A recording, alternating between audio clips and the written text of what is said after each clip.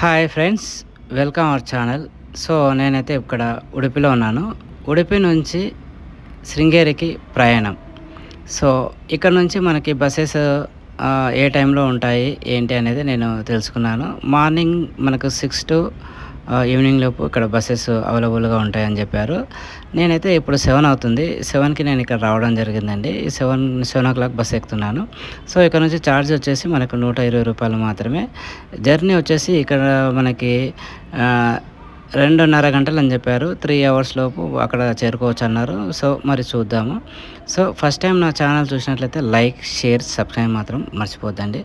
Bus ఎక్కి వెళ్ళడానికి సిద్ధంగా ఉన్నాను. ఇక్కడ నుంచి బయలుదేరుతుంది బస్సు. సో అంతకంటే ముందే మనము బిఫోర్గా ఇక్కడ హోటల్లో టిఫిన్ చేయడం జరిగింది.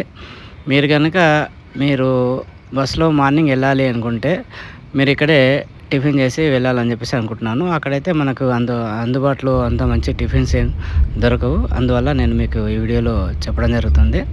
సో బస్ అయితే కదిలిందండి. బస్ అయితే స్టార్ట్ అయిపోయింది. నేను బయలుదేరుతున్నాను. ఇక నెక్స్ట్ స్టాప్లో ఇంకా జనాలు ఎక్కుతారని చెప్పేసి నేను అనుకుంటున్నాను. సో ఉడిపి సిటీలో గిట్లా ఇక్కడ జూడియో అనే షోరూమ్ కనపడింది.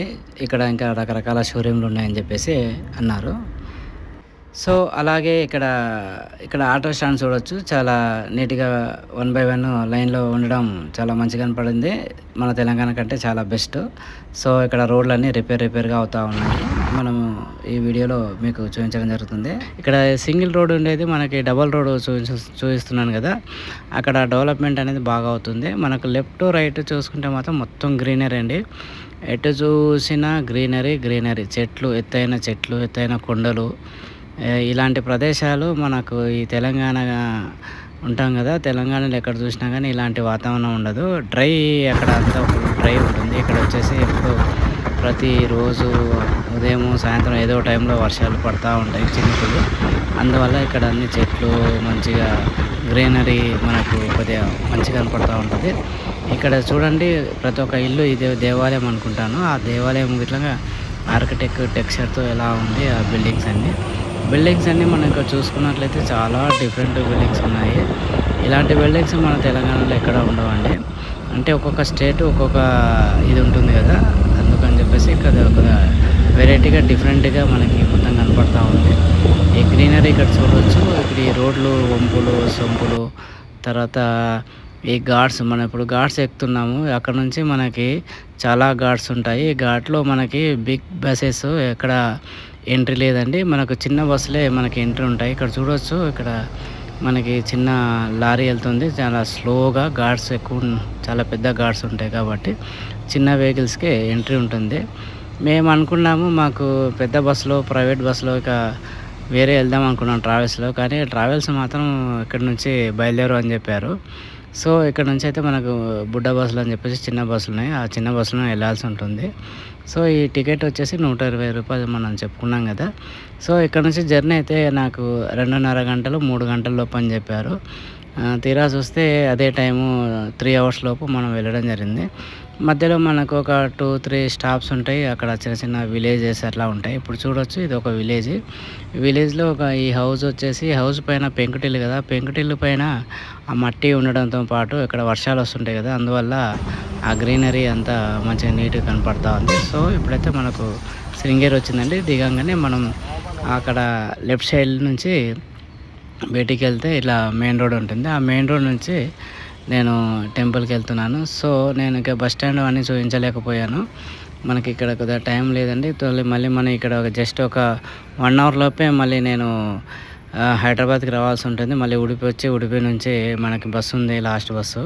అక్కడ బుకింగ్ చేసుకున్నాం. అందువల్ల మొత్తం నేను ఎక్కువ చూపించలేకపోతున్నాను. సో నెక్స్ట్ టైం మళ్ళీ నేను రావాలనుకుంటున్నాను. వచ్చి మళ్ళీ మీకు వీడియో మొత్తం ఫుల్గా చూపించాలని చెప్పేసి అనుకుంటున్నాను. మీరు ఇక్కడ దిగాక నేను నడుచుకుంటూ మనకు జస్ట్ ఒక 5-10 minutesలో డిస్టెన్స్లో బస్ స్టాండ్ నుంచి ఉంటుందండి ఈ టెంపుల్. ఇక్కడికి వస్తే ఆ టెంపుల్ నుంచి చూస్తే మీరు ఈ రైట్ సైడ్లో కానీ ఇక్కడ అన్ని సత్రాలు అవన్నీ చాలా ఉంటాయని చెప్పారు. మనకి ఇన్ఫర్మేషన్ అయితే నాకు కొద్దిగానే ఉంది. అంతగా 1 hour ఉన్నాను కాబట్టి నాకు అంత తెలియదు కదా. సో అంటే నేను వెళ్ళిన ప్రదేశం మీకు చూపించాలని చెప్పేసి చూపించడం జరుగుతుందండి. సో అది గోపురం నుంచి లోపలికి వచ్చాక ఇక్కడ చూసుకుంటే మనకు పెద్ద ఏనుగులు 2 కనపడ్డాయి. ఆ 2 ఏనుగుల్ని మనం దర్శించుకోవడం జరిగింది. ఓం గణనాయకాయ, ఓం నమ శివాయ, ఓం గణేష్ మహారాజ్కి జై. ఇలా చూసుకుంటే ఇదే అండి Sharadamba temple. Sharadadevi main entrance అండి. ఇక్కడ చిన్న కన్స్ట్రక్షన్స్ అవన్నీ బిల్డింగ్స్ అవుతూ ఉన్నాయి, అంటే చిన్న చిన్న ఏదో రిపేర్స్ వర్క్లు. ఇక్కడ చూసుకుంటే ఇది పెద్ద హాల్ అండి. ఇది ఆ గోపురం నుంచి లోపలికి వచ్చాక చాలా డిఫరెంట్గా చాలా పెద్ద పెద్దవి ఉన్నాయి అండి. ప్రతి ఒక్కటి మనకి ఈ చిన్న దేవాలయాలు టెంపుల్స్ అన్నీ ఉన్నాయండి. మనం ఇలా ఇక్కడ మెయిన్ ఎంట్రన్స్ నుంచి లోపలికి వచ్చాక ఇక్కడ చూసుకుంటే యజ్ఞాలు అవన్నీ చాలా చక్కగా చేస్తున్నారు. ప్రతిరోజు ఇక్కడ చేయడం, ఇక్కడ యజ్ఞాలు చేస్తుంటారట చాలా భక్తులు. సో మనమైతే ఇక్కడ నుంచి ఇలా చూసుకుంటే ఇక్కడ చిన్న చిన్న రిపేర్ వర్క్లు అవుతూ ఉన్నాయి కదా. సో ఇది మెయిన్ అండి. ఇక్కడ మన లోపలికి ఇక్కడ చూస్తే కానీ ఇది టెక్స్చర్ మాత్రం సూపర్గా ఉంది. టెంపుల్ ఇది శారదాంబ అమ్మవారి టెంపుల్. ఇక్కడ నుంచి మనం కొద్దిగా ముందుకు వెళ్తే కనుక సో ఈ రైట్ సైడు. సో అయితే ముందుగా మీకు చెప్పడం ఏంటంటే శారదాంబ టెంపుల్లోకి వెళ్ళాలి అనుకుంటే, దర్శించుకోవాలనుకుంటే ఇక్కడ పంచలు ఉంటాయండి. ఆ పంచ కంపల్సరీ ధరించుకుంటేనే మనకు లోపల అమ్మవారిని దర్శనం కావాలంటే మనకు ఆ పంచ కంపల్సరీ అవసరం అండి. సో అయితే ఇలా ముందుకు వెళ్తే చూసారు కదా, ఈ లెఫ్ట్ సైడ్లో ఈ టెంపుల్ ఇదంతా. ఇది వచ్చేసండి మనకి శివుడు అండి. శివుడు ఉంటాడు అందులో. విద్యా శంకరుడు అని చెప్పి మనం అక్కడ చూశాను నేను.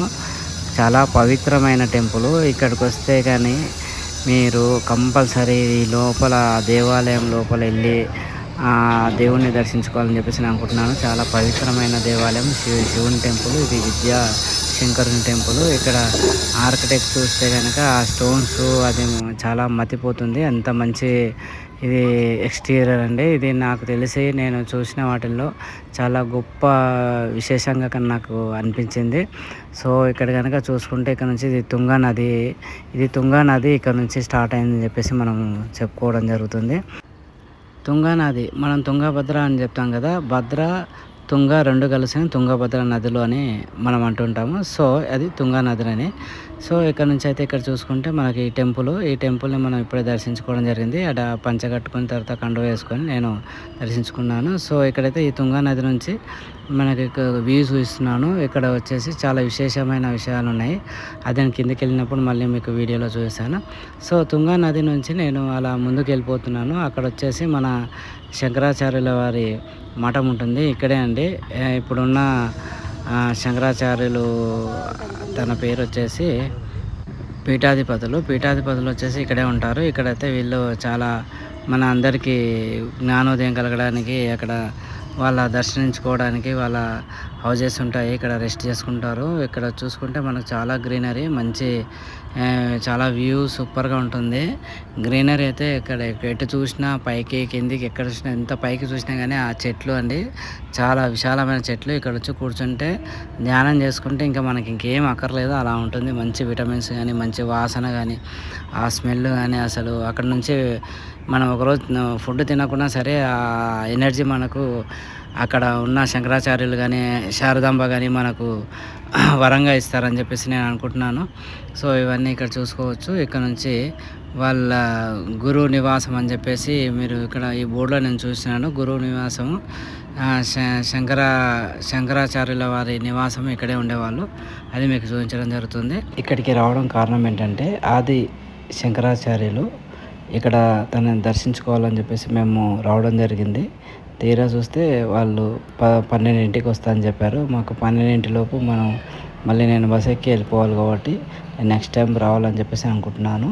ఇది చూశారు కదా గురు నివాసము. ఈ గురువు నివాసంలో ఇక్కడ బోధనలు కానీ మంచి విషయాలు కానీ చాలా చెప్తూ ఉంటారు. అది వింటే కానీ మనకు మనశ్శాంతి, తర్వాత ఏంటి ఈ లోకం ఏంటి, జీవితం ఏంటి, మనుషులు ఏంటి అనేది బోధించడం చాలా మంచిది అని చెప్పారు.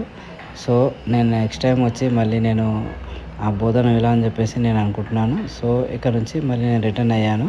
సో ఇక్కడ నుంచి చూస్తే కానీ తుంగా నది కదా, ఈ తుంగా నది నుంచి నేను తీరా మళ్ళీ రావడం జరిగింది. ఈ నది అవతల వచ్చేసి శంకరాచార్యుల నివాసము, గురు నివాసము. అక్కడ నుంచి మళ్ళీ రిటర్న్ వస్తే మనకి ఇక్కడ దేవాలయం కనపడుతూ ఉంటుంది. ఇది గాలి గోపురం. అక్కడ నుంచి ఇది తుంగా నది. ఇక్కడ ఈ హౌజెస్ అన్నీ లోపల ఇంకా చాలా శంకరాచార్యుల వాళ్ళ నివాసాలు ఉన్నాయి. అక్కడ నుంచి వెళ్తేనే కానీ ఇలా మళ్ళీ నేను ముందుకెళ్ళి ఇక్కడ కిందికి వచ్చాను. ఇప్పుడు ఇందాక చూశారు కదా, ఇక్కడ వచ్చేసి చాలా ఇది విశేషమైన ప్లేస్ అని చెప్పి చెప్పుకోవచ్చు. శంకరాచార్యులు ఇక్కడ నివాసం ఉండడానికి ఇక్కడ ప్రవేశిస్తుంటే ఆ టైంలో ఇక్కడ వర్షం వచ్చిందంట. వర్షం వచ్చిన టైంలో అక్కడ ఒక పాము పడగబెట్టి నిలబడింది అని చెప్పేసి అంటుంటారు. అది కప్ప అని పాము మింగడం మనం చూసాం కదా, అలాంటి ప్లేస్లో ఇక్కడ రియల్గా శంకరాచార్యుల వాళ్ళు చూసిన ప్లేస్ అండి. ఇక్కడ మీకు చూడొచ్చు, ఇక్కడ లింగాకారంలో ఉంది కదా, అది కప్ప. తర్వాత వచ్చేసి ఇక్కడ మన ఆ పాము పడిగే, తర్వాత వచ్చి కప్ప, ఇవి ఇదే ప్లేసు. అక్కడే మళ్ళీ అలాంటి ప్లేస్కు మనం ఈ ప్లేస్ బాగుందని చెప్పేసి ఇక్కడే శంకరాచార్యులు టెంపుల్ కట్టడం కానీ, వాళ్ళ నివాసం ఉండడం కానీ ఇది చరిత్రగా చెప్పుకోవచ్చు. అందుకే ఈ ప్లేస్ చాలా పవిత్రమైన ప్లేస్ అని చెప్పుకోవచ్చు. ఇక్కడే శివాలయం టెంపుల్ ఇందాక చూసాం కదా, ఈ టెక్స్చర్ ఏంటని అది ఇలా నుంచి మళ్ళీ ఇలా బయటికి వెళ్ళిపోవచ్చు. అలా దర్శించుకున్న తర్వాత ఇలా బయటికి వచ్చాము.